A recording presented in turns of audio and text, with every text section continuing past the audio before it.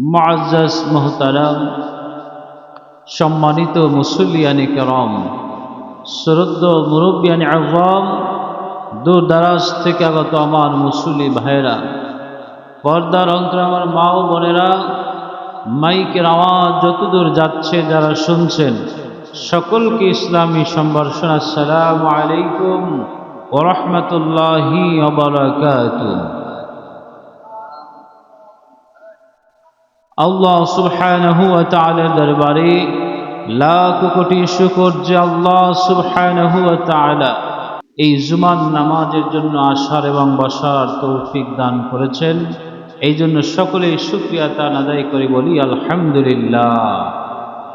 সম্মানিত হাজিরিন, কত মানুষ বিপদগ্রস্ত, কত মানুষ অসুস্থ, কত মানুষ বিভিন্ন পেরেশানির মধ্যে আছে, কত মানুষ হাসপাতালের বেডে শুয়ে আছে।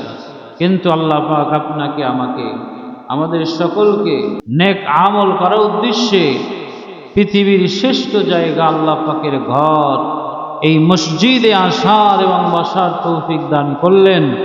এই জন্য আবারও দিলের সমস্ত ভালোবাসা উচ্ছ্বাস করে সেই রবের শুকরিয়া আদায় করি, বলি আলহামদুলিল্লাহ।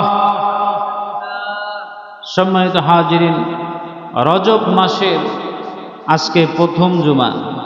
এই জুমায় আপনাদের সম্মুখে আলোচনা করব যে রজব মাসে যে আমলগুলো আমরা করব। রমজান সামনে আসতেছে, রজব, শাবান, তারপরে কি রমজান। এই রজব মাস, এই মাসটা হলো আল্লাহ পাকের একটা পবিত্র ঘোষণার মাস। বলেন সুবহানাল্লাহ। কি মাস? রজব হলো আরবি মাসের সপ্তম মাস। আরবি মাসের কোন মাস? সপ্তম মাস। রজব শব্দের অর্থ হলো সম্মান করা। রজব শব্দের অর্থ কি? সম্মান করা। ইসলামের 4টি মাসকে আল্লাহ সুবহানাহু ওয়া তাআলা সম্মানিত করেছেন, সম্মান দান করেছেন। কয়টা মাসকে? 4টি মাসকে। এর মধ্যে একটি মাস হলো রজব মাস। একটি মাসের নাম কি? রজব মাস। আর 3টি মাস হলো ক্রমান্বয়ে যুলকাদ মাস, জিলহজ মাস এবং মুহররম মাস। আর এই মাসটা হলো রজব মাস। এই 4টি মাসকে আল্লাহ পাক সম্মান দান করেছে। বলেন সুবহান। আল্লাহ রাব্বুল আলামিন বলেন, ইন্না ইদ্দাতাশ শুহুরি ইনদাল্লাহি 12। গণনার মাস হিসাবে আমি রেখেছি 12টি। কয়টি? মাস হইল 12টি। এই 12টি মাসের মধ্যে আমার পক্ষ থেকে ইয়াউমা খালাকাস সামাওয়াতি ওয়াল আরদ, যখন থেকে আসমান জমিন সৃষ্টি হয় তখন থেকেই আমি মাস নির্ধারণ করেছি 12টা। কয়টা মাস? 12টা মাস আমি নির্ধারণ করেছি আমার পক্ষ থেকে। আল্লাহ রাব্বুল আলামিন এই 12টা মাসের মধ্যে আল্লাহ পাক এই রজব মাসটাকে সম্মানিত করেছেন। এরপরে জিলকদ মাস, জিলহজ মাস, এরপরে মুহররম মাস। এই 4টি মাসকে আল্লাহ পাক সম্মান দান করেছেন। বলেন সুবহানাল্লাহ। আল্লাহর পক্ষ থেকে ঘোষণা হলো, যালিকাদ দীনুল কাইয়্যিম, এটি হলো সুপ্রতিষ্ঠিত দিন। এই 4টা মাসকে আমার পক্ষ থেকে আমি সম্মানিত করেছি। এই মাসকে সম্মান দাও তোমরা।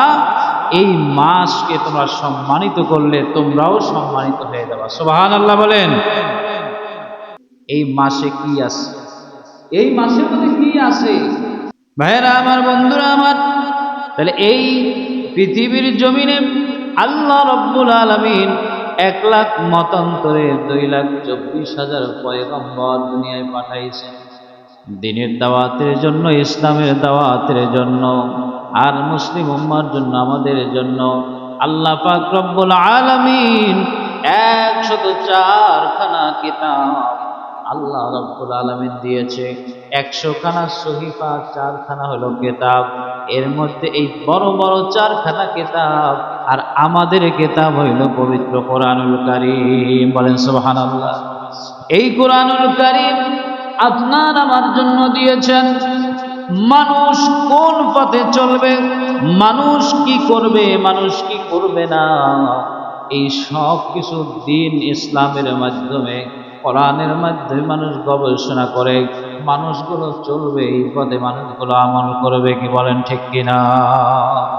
ভাইরা আমার, বন্ধুরা আমার, আল্লাহ রাব্বুল আলামিন বলেন সূরা মায়েদার ৩ নম্বর আয়াতে, আল-ইয়াউমা আকমালতু লাকুম দীনাকুম ওয়া আতমামতু আলাইকুম নি'মাতি ওয়া রাদিতু লাকুমুল ইসলাম দীনা। নবীজি যখন বিদায় হজের ভাষণে যখন এরকম লক্ষাধিক সাহাবী নিয়ে নবীজির শেষ ভাষণ যখন দিয়েছিলেন, আমি তোমাদের দিনকে পরিপূর্ণ করে দিয়েছি, দিনের মধ্যে কোনো কিছু বাকি নাই। বলেন সুবহানাল্লাহ। দিনের মধ্যে কোনো কিছু বাকি নাই, মানে ইসলামকে আমি পরিপূর্ণ করেছি। লাকুম দীনাকুম ওয়া আতমামতু আলাইকুম নি'মাতি, আমি দিনের মধ্যে কোনো কিছু বাকি রাখি নাই, এটাকে আমি পরিপূর্ণভাবে দিয়েছি। বলেন না সুবহানাল্লাহ। এই জন্য বাজান, দিন নিয়ে, ইসলাম নিয়ে মানুষ কোন আমল করবে এইটা নিয়ে ঝগড়া ফাসাদ করা যাবে না।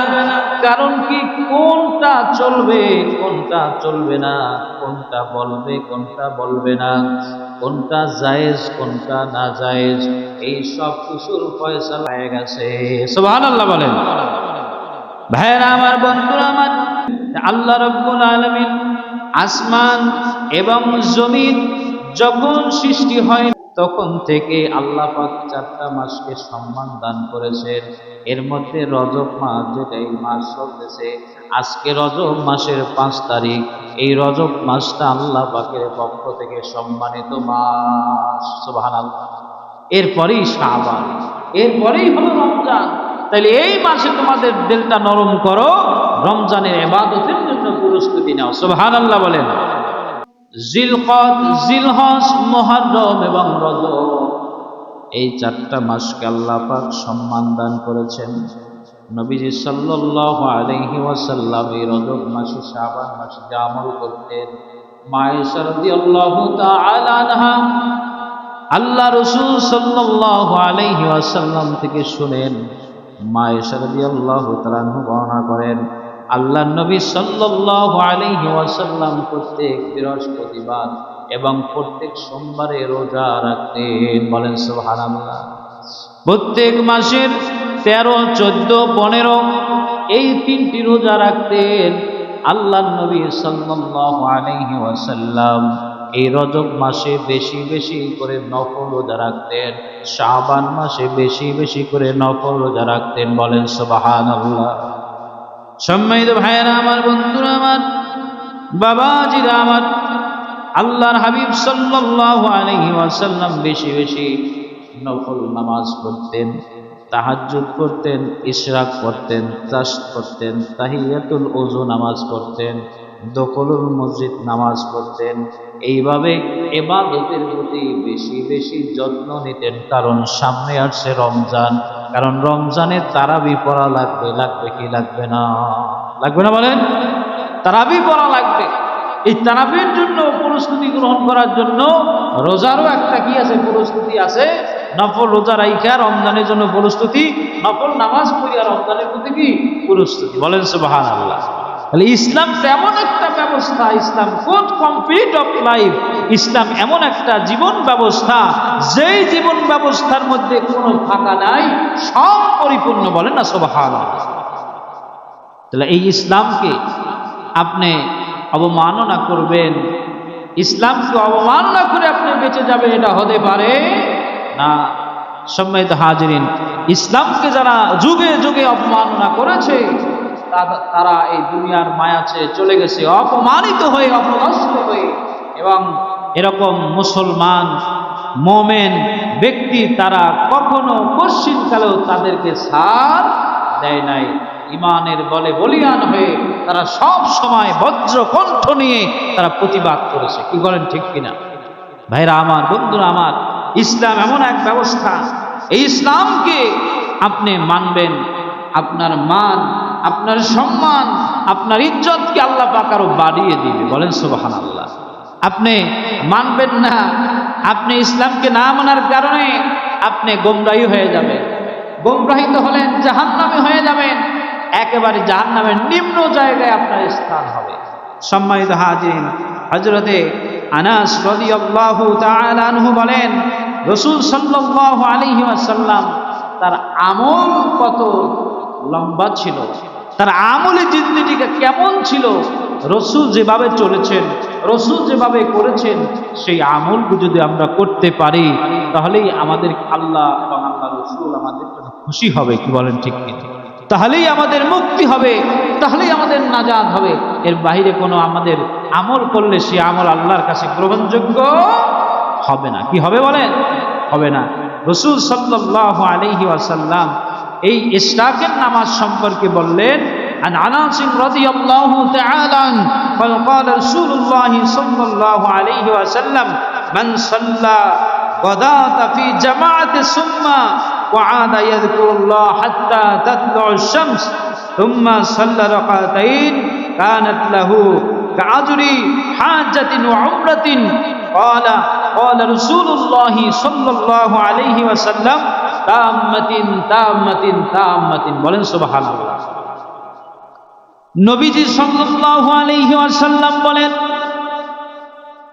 কোন ব্যক্তি যদি ফজরের নামাজ জামাতের সহিত আদায় করার পর, জামাতের সহিত নামাজ আদায় করেছে, সূর্য উদয় পর্যন্ত এই মানুষটা যায় নামাজে বসে তাসবিহ তাহলিল করেছে, রবের জিকির করেছে, জিকির করার পরে সূর্য যখন ওটা শেষ হয়ে গেছে, যখন ইশরাকের নামাজের ওক্ত হয়েছে, ওই ইশরাকের নামাজের ওক্তে ওই ব্যক্তি যদি 2 রাকাত মাত্র ইশরাকের নামাজ পড়ে, 2 রাকাত ইশরাকের নামাজ পড়লে পরে আল্লাহ রাব্বুল আলামিন তার আমল নামায় একটা কবুল হজ এবং একটা উমরার সওয়াব দিয়ে দিবে। সুবহানাল্লাহ। ভাইরা আমার, বন্ধুরা আমার, নবীজি সাল্লাল্লাহু আলাইহি ওয়াসাল্লাম বলেন তাম্মাতিন তাম্মাতিন তাম্মা, নবীজি বলেন পরিপূর্ণ হজ, পরিপূর্ণ উমরা। বলেন সুবহানাল্লাহ। অর্ধেক নয়, পরিপূর্ণ, পরিপূর্ণ হজ, পরিপূর্ণ উমরা। বলেন না সুবহানাল্লাহ। কয় রাকাত নামাজ? 2 রাকাত নামাজ আপনি যদি পড়তে পারেন তাহলে আপনাকে আল্লাহ রাব্বুল আলামিন পরিপূর্ণ কবুল হজ, আপনি মক্কা থেকে হজ করে আসলেন, মক্কা থেকে হজ করে আসলেন, আসার পরে ওই হজ আপনার কবুল হবে কি হবে না আপনি নিজেও জানেন না। কারণ ওই কামাইয়ের ভিতরে আপনি যেই টাকা দিয়ে হজ করছেন, ওই হজের মধ্যে, ওই টাকার মধ্যে যদি হারাম পয়সা থাকে, 1 জাররা পরিমাণ যদি হারাম থাকে, হজ কবুল হবে না। কিন্তু আপনি বাড়িতে বসে, ঘরে বসে আপনি যদি আমল করতে পারেন, এই আমল করলে পরে আপনাকে আল্লাহ রাব্বুল আলামিন কবুল হজের সওয়াব দেবে। সুবহানাল্লাহ। বলেন, তাহলে আমল দরকার আছে কি নাই? এই জন্য বেশি বেশি নিজেকে আমলি করে রমজানের জন্য আপনার প্রস্তুতি গ্রহণ করতে হবে। এরপরে রাসূল সাল্লাল্লাহু আলাইহি ওয়াসাল্লাম বলেন আওয়াবিন নামাজের কথা। হযরতে আবু হুরায়রা রাদিয়াল্লাহু তাআলা আনহু হাদিস বর্ণনা করেন, নবীজি সাল্লাল্লাহু আলাইহি ওয়াসাল্লাম ইরশাদ করেছেন, মান সাল্লা বা'দাল মাগরিবি 6 রাকাতিন লাম ইয়াতাকাল্লাম ফীমা বাইনাহুন্না বিসুইন উদিলনা লাহু বিইবাদাতি 13 সানা। নবীজি সাল্লাল্লাহু আলাইহি ওয়াসাল্লাম বলেন, যে ব্যক্তি মাগরিবের নামাজের ফরজের পরে কোনো কথাবার্তা না বলে ওই ব্যক্তি 2 রাকাত করে 6 রাকাত নামাজ আদায় করবে। আওয়াবিনের নামাজ, কি নামাজ? 2 রাকাত করে আওয়াবিনের 6 রাকাত এই নফল নামাজটা পড়বে। নফল নামাজ পড়লে পরে আল্লাহ রাব্বুল আলামিন তার আমল নামায় 12 বছরের ইবাদতের সওয়াব দিয়ে দিবে। সুবহানাল্লাহ। বলেন, কত বছর? কত বছর? 12 বছর ইবাদতের সওয়াব আল্লাহ রাব্বুল আলামিন দিয়ে দিবেন। তাইলে এই 12 বছরের ইবাদত আপনি যদি যেই জায়গায় মাগরিবের নামাজ পড়লেন, ওই জায়গায় বসে যদি কোনো কথাবার্তা না বলে আপনি যদি 2 রাকাত করে আরো 6 রাকাত আওয়াবিনের নামাজ পড়তে পারেন, নফল নামাজ পড়তে পারেন, পড়লে পরে আপনার আমল নামায় আল্লাহ রাব্বুল আলামিন খুশি হইয়া রাজি হইয়া 12 বছরের ইবাদতের সব দিবে। 12 বছরের ইবাদতটা কেমন? 12 বছরের ইবাদতটা কেমন ইবাদত? ওই ইবাদতের মধ্যে কোনো খানা নাই, কোনো আসা যাওয়া নাই। 12 বছর ইবাদত, একজন বান্দা যদি 12 বছর ইবাদত করে, 12 বছর দাঁড়ায় দাঁড়ায় নামাজ পড়ে, আর যদি 12 বছর সেই ব্যক্তি দিনের বেলা রোজা রাখে, দিনের বেলা রোজা, রাতের বেলা নামাজ, 12 বছর পর্যন্ত আর কোনো কাজ নাই, ওই মানুষটা কেমন ইবাদত করতে পারবে? তাহলে আল্লাহ পাক ওই পরিমাণ সওয়াব আল্লাহ আমলনামায় লিখে দিবে। সুবহানাল্লাহ বলে। তাই আমল দরকার আছে কি আছে না? এই আমল আপনাকে, রমজান আসতেছে যে নফল নামাজ পড়ে পড়িয়া আপনাকে বেশি বেশি করে আপনার জীবনকে পরিপূর্ণ করতে হবে। কি করা যাইবে? চেষ্টা করতে হবে, ঠিক কিনা? চেষ্টা করা লাগবে না? চেষ্টা করা লাগবে। আল্লাহ নবী সাল্লাল্লাহু আলাইহি ওয়াসাল্লাম কিছু মানুষের বৈশিষ্ট্য এমন করলেন, যেই মানুষগুলো পৃথিবীর জমিনে হাঁটবে, চলবে, খাইবে, কিন্তু এই মানুষটা আল্লাহর জমিনে থাকবে, আল্লাহ পাকের জমিনে চলে যাবে। আল্লাহ পাকের জমিনে চলে যাওয়ার পরে ওই মানুষটার কিছু আমল দরকার আছে, করার দরকার আছে। বলেন সুবহানাল্লাহ। 1 নাম্বার আমল হলো ওই মানুষটা মান জাহাদা ফি সাবিলিল্লাহি কানা, ওই মানুষটা জিহাদের জন্য জিহাদের ময়দানে যুদ্ধ করবে। একজন মানুষ যদি জিহাদের ময়দানে যুদ্ধ করতে যায়, ওই মানুষটা আল্লাহর জমিনে চলে যায়। সুবহানাল্লাহ। ওই মানুষটা কি আল্লাহর জমিনে চলে যায়। এরপরে বলেন কানা দামিয়ান আলাল্লাহি ওয়া মান আদা মারিদান, একজন মানুষ যদি রোগী দেখতে যায়, কি দেখতে যায়? একজন মানুষ অসুস্থ আছে, ওই মানুষটা অসুস্থ মানুষটাকে দেখতে গেছে, রোগী দেখতে গেছে, ওই রোগী দেখতে গেলে পরে ওই মানুষটাও আল্লাহর জমিনে চলে যায়। সুবহানাল্লাহ বলেন। মানুষের জন্য 5 ওয়াক্ত নামাজ ফরজ করেছেন। কয় ওয়াক্ত? 5 ওয়াক্ত নামাজ ফরজ করেছেন। যেই মানুষটা সকালে ফজরের নামাজ পড়ে, আবার সন্ধ্যায় এসে মাগরিব পড়ে, এর মধ্যে কোনো নামাজ বাদ দেয় না, এর মানে সকালে ফজরের নামাজ এবং এশার নামাজ, ফজরের নামাজ এবং এশার নামাজ এবং এর মধ্যবর্তী জোহর, আসর, মাগরিব যেই ব্যক্তি আদায় করে, ওই মানুষটা আল্লাহর জমিনের মধ্যে থাকে, আল্লাহর জমিনে চলে যায়। সুবহানাল্লাহ। ওই মানুষটার রিজিকের মালিক আল্লাহ হয়ে যায়, ওই মানুষটার বিপদ থেকে রক্ষা করার জন্য আল্লাহর দায়িত্ব হয়ে যায়। সুবহানাল্লাহ বলেন। ওই মানুষটা হাঁটবে, চলবে, ওই মানুষটা দুনিয়ার মধ্যে যে কল্যাণ কাজ আছে, এই কল্যাণমূলক কাজগুলো করার জন্য ওই মানুষটা আল্লাহর জমিনে চলে যায়। সুবহানাল্লাহ। এই জন্য দেখবেন যারা ভালো কাজ করে, ওই ভালো কাজ করনেওয়ালা ব্যক্তি একের পর এক ভালো কাজ করে। আর কিছু মানুষ দেখবেন ভালো কাজ দেখলেও ওনার ভালো লাগে না। আর কিছু মানুষ দেখবেন ভালো কাজ করতেছে একজনে, উনি দেখেও না দেখার ভাব ধরে, কেন উনি এই ভালো কাজে অংশগ্রহণ করতে চায় না। উনি হইল পোড়া কপালের দলের লোক, ওনার কপাল পড়ে গেছে, কারণ উনি আল্লাহর জমিনে না। বলেন ঠিক কিনা? আল্লাহর জমিনে যদি থাকতো তাইলে উনি 5 ওয়াক্ত নামাজ পড়তো।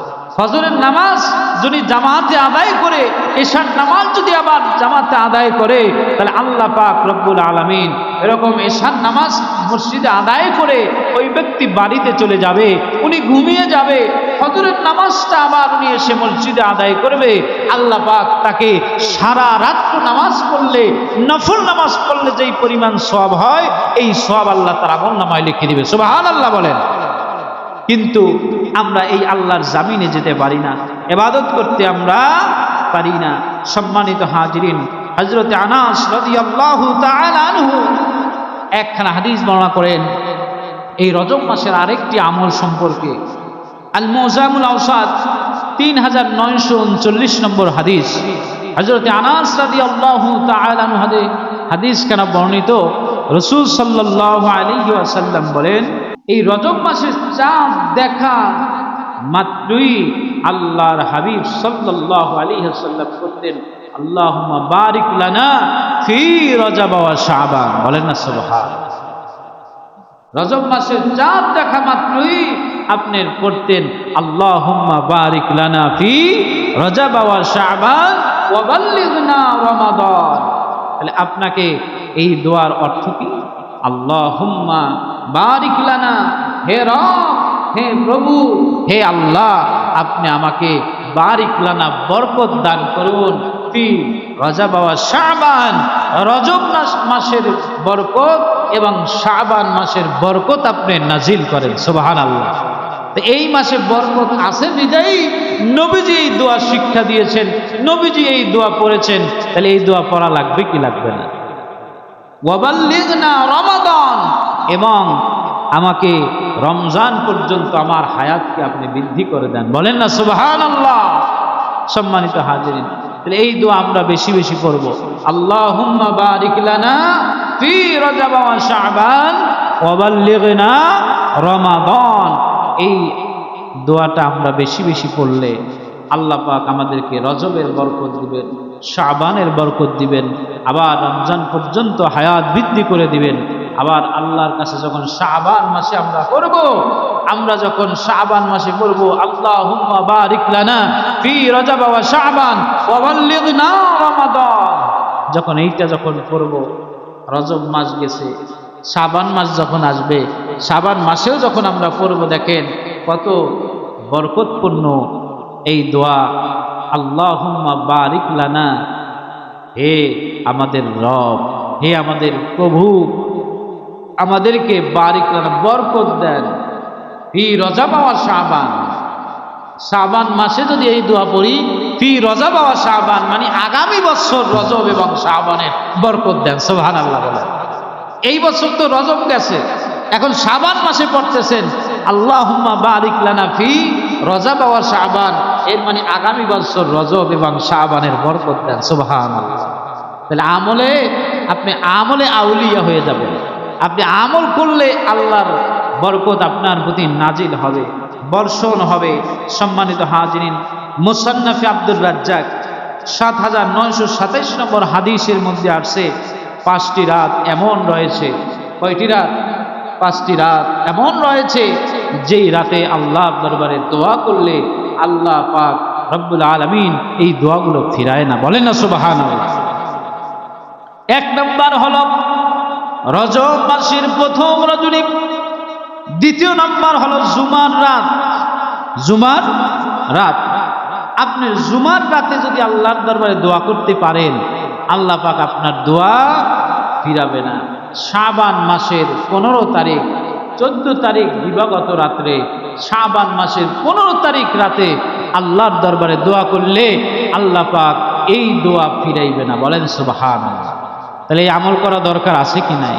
এরপরে ঈদুল ফিতরে যদি আপনি দোয়া করেন, ঈদুল আজহার রাতে যদি দোয়া করেন, এই রাতগুলোতে আল্লাহ পাক আপনার জন্য আসমানের দোয়ার দরজাগুলো খুলে রেখেছে, এগুলো বন্ধ করেন নাই।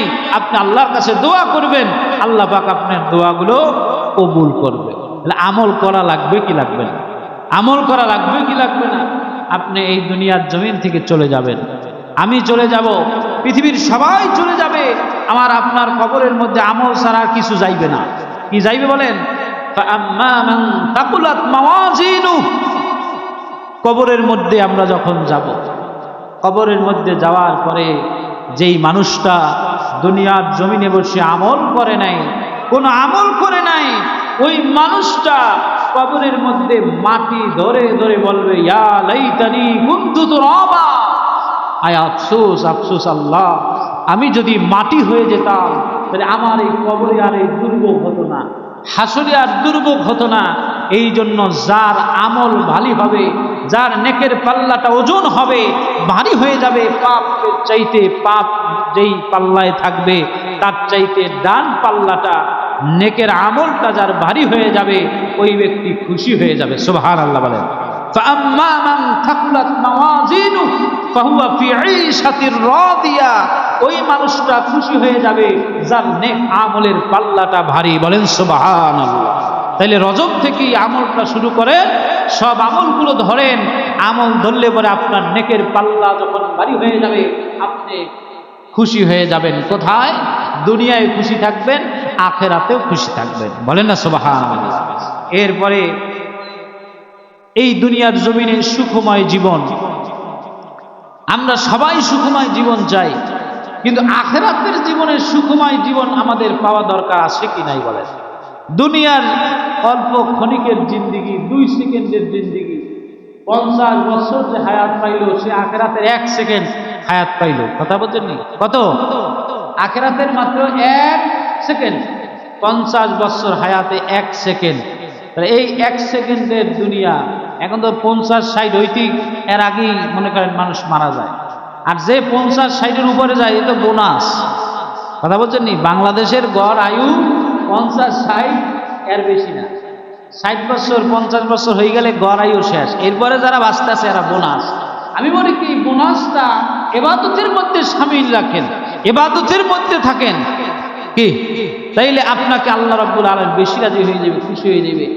আপনার যেই ব্যক্তি দাড়ি পাকাওয়ালা ব্যক্তি, উনি যদি আল্লাহর দরবারে মোনাজাত করে দোয়া করে চোখের পানি ছেড়ে দেয়, আল্লাহ রাব্বুল আলামিন বলে আমি বড় লজ্জা পাই।